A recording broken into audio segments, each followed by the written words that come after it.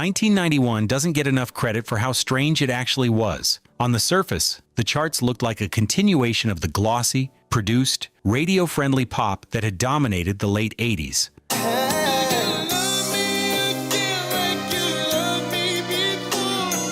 Underneath that surface, everything was shifting. Grunge was about to detonate. Hip-hop was becoming undeniable. R&B was evolving into something more sophisticated and more personal.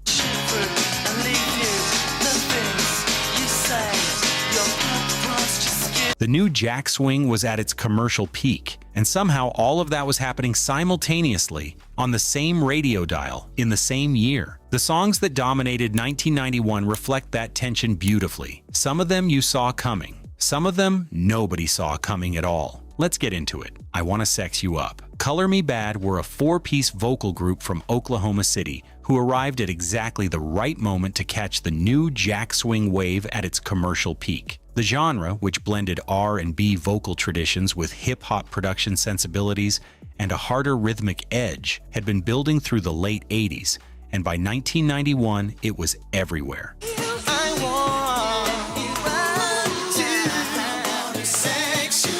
Color Me Badd didn't invent the sound. They just delivered it with enough polish and enough shamelessness to make it completely unavoidable. I Wanna Sex You Up spent 2 weeks at #1 and became one of the most recognizable songs of the entire year. The production, handled by Dr. Freeze, is lean and precise, all snapping rhythm and layered harmonies working in tight formation. The lyric operates with a directness that raised eyebrows at the time and reads as almost quaint now. There was a genuine enthusiasm to it that was hard to dismiss even when you wanted to. The song appeared on the new Jack City soundtrack, which gave it a cultural context beyond pure pop commerce. That combination of film exposure and relentless radio play made it inescapable for the entire summer of 1991. Rush Rush, Paula Abdul, had already established herself as one of the defining pop presences of the late 80s, with a string of hits built on her background as a choreographer,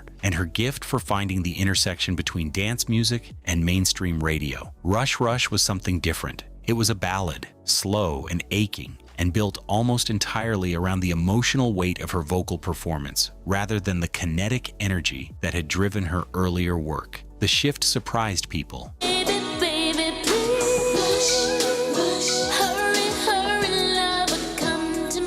It also went straight to #1 and stayed there for 5 weeks. The song was tied to the film Bright Lights, Big City in its promotional campaign, and the music video cast Keanu Reeves in a James Dean homage that received significant attention in its own right. But the song itself didn't need the visual context to work. Abdul's performance carries it entirely. She sings with a vulnerability that her up-tempo material rarely required, and the production, lush and orchestral in the early 90s ballad tradition, frames that vulnerability without smothering it. More Than Words. Extreme were a hard rock band from Boston, with a guitarist named Nuno Bettencourt who was considered by many of his peers to be one of the most technically gifted players of his generation. Their album Pornograffiti was released in 1990 and contained multitudes, ranging from funk-influenced hard rock to Queen-inspired operatic pop. You feel more than words. More Than Words was the outlier on that record, a gentle acoustic ballad built on finger-picked guitar and two-part harmony that had essentially nothing in common with the band's harder material. It was also the song that made them famous. Gary Cherone and Bettencourt sing it together with a simplicity that the rest of their catalog rarely approached. The message that saying the words "I love you" is easy and proving it is harder is not a complicated one, but the delivery is so unguarded and so genuine that the simplicity becomes a strength rather than a limitation. There are no production tricks to hide behind, just two voices and a guitar making a case for something real. More Than Words reached #1 in the summer of 1991. It remains the song most people think of when they think of Extreme, which is either a footnote or a legacy, depending on how you look at it. Motown Philly, Boys the Second. Men arrived fully formed. Their debut single introduced a four-piece vocal group from Philadelphia whose technical ability and harmonic sophistication were immediately and obviously exceptional. even by the standards of a moment when R&B vocal groups were everywhere.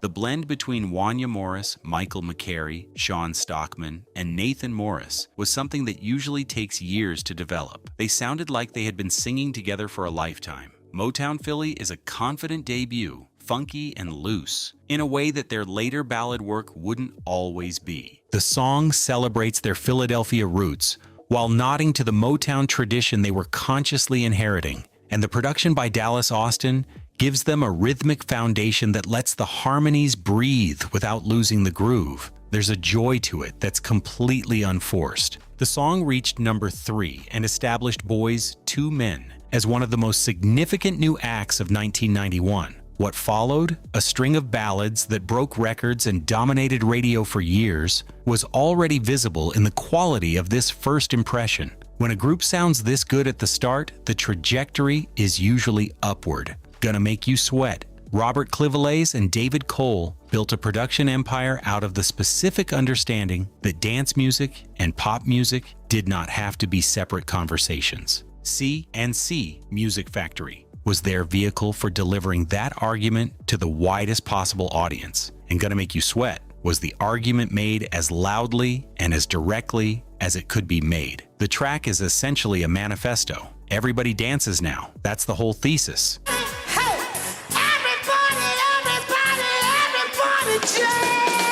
Everything else is supporting evidence. The production is enormous. The bass is physical. The horn stabs are aggressive. Martha Wash delivers the vocal performance with the kind of gospel-trained power that makes everything around her sound small by comparison, which is saying something given how large the production is. The song reached number 1 and spent weeks there, and it soundtracked a specific kind of early 90s energy that is immediately recognizable to anyone who lived through it. The controversy around the music video, in which a different, thinner performer was shown lip-syncing to Wash's vocals without credit, became a genuine legal and ethical flashpoint. Wash sued. She won. The song endures regardless, because that production and that vocal were always going to outlast any surrounding drama. I Do It For You. Bryan Adams wrote this with producer Robert John Lang and Michael Kamen for the film Robin Hood, Prince of Thieves, and the combination of a summer blockbuster platform and relentless radio play turned it into one of the biggest singles of the entire decade. In the United Kingdom, it spent 16 consecutive weeks at number 1, a record at the time. Everything I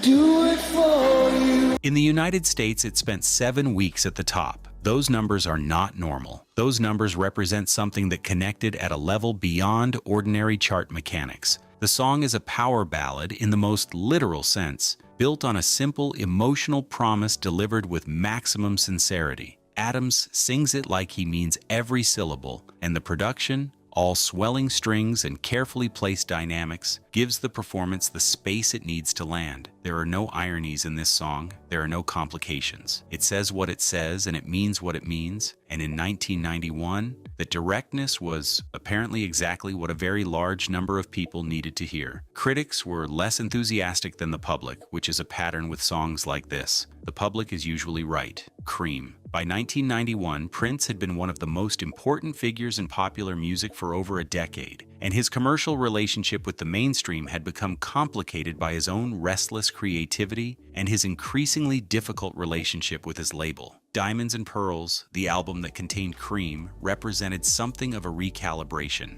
a conscious effort to make music that was both artistically satisfying and genuinely accessible. It worked. Cream reached number 1 and gave Prince his first chart topper in 5 years. The song is built on a guitar riff that is simultaneously funky and elegant.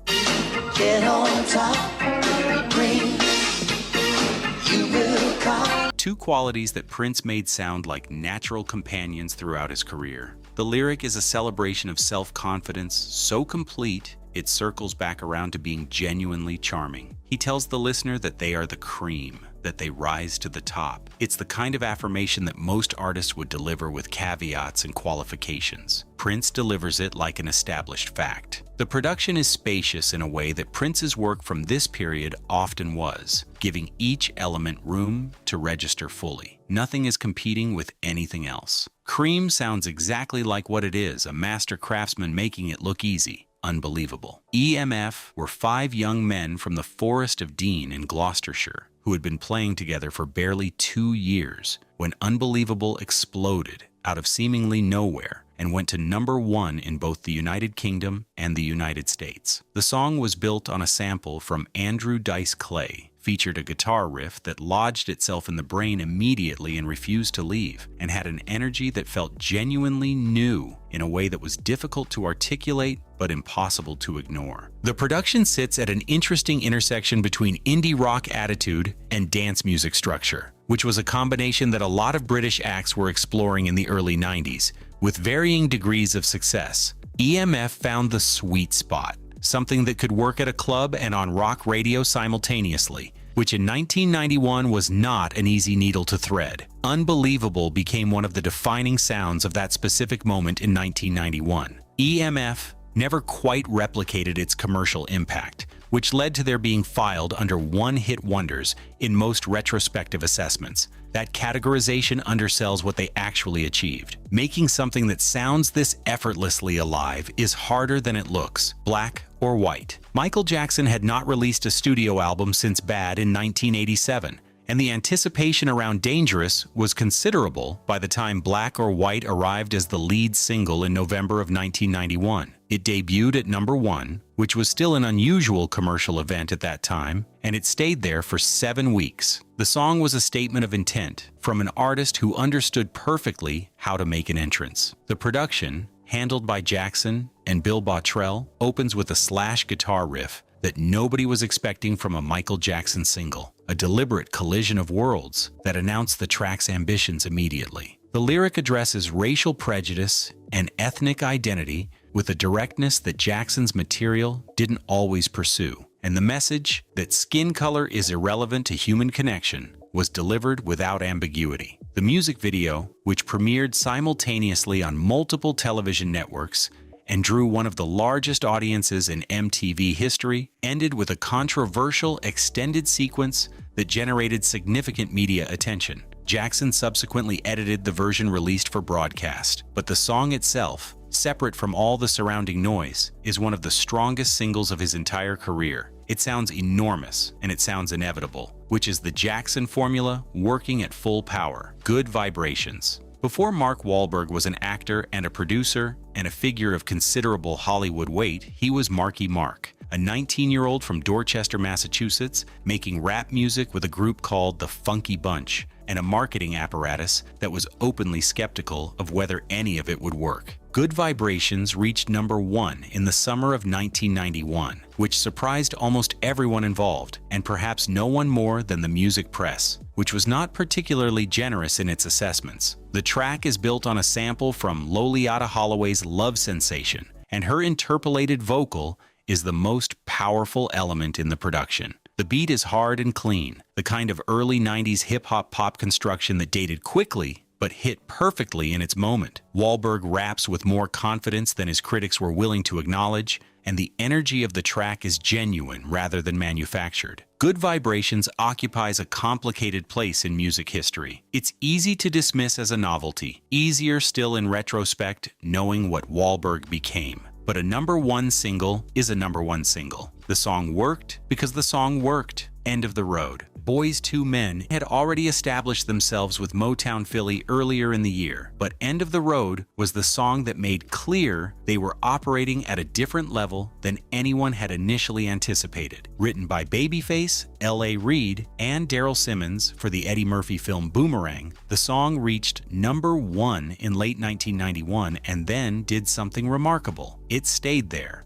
for 13 weeks, breaking the record for longest run at #1 that had been held by Elvis Presley since 1956. The song is a breakup ballad, and Babyface wrote it with a specific emotional architecture that Boyz II Men inhabited completely. The verses are controlled and conversational. The chorus opens into something bigger, and the spoken word section delivered by Michael McCary in a deep baritone that is somehow simultaneously dignified and completely devastated is one of the more genuinely moving moments in early 90s R&B. 13 weeks at number 1 in 1991 means something specific. It means that a very large number of people were going through something, and this song was the most accurate description available of what that felt like. Babyface gave them the words, "Boys to Men," and made them real, romantic. Karen White doesn't get discussed enough in conversations about the great R&B voices of her era, and Romantic, which spent 4 weeks at number 1 in early 1991, is the clearest evidence for why that oversight needs correcting. White had established herself with a string of strong singles in the late 80s, but Romantic represented a peak both commercially and artistically. A performance that demonstrated full command of the material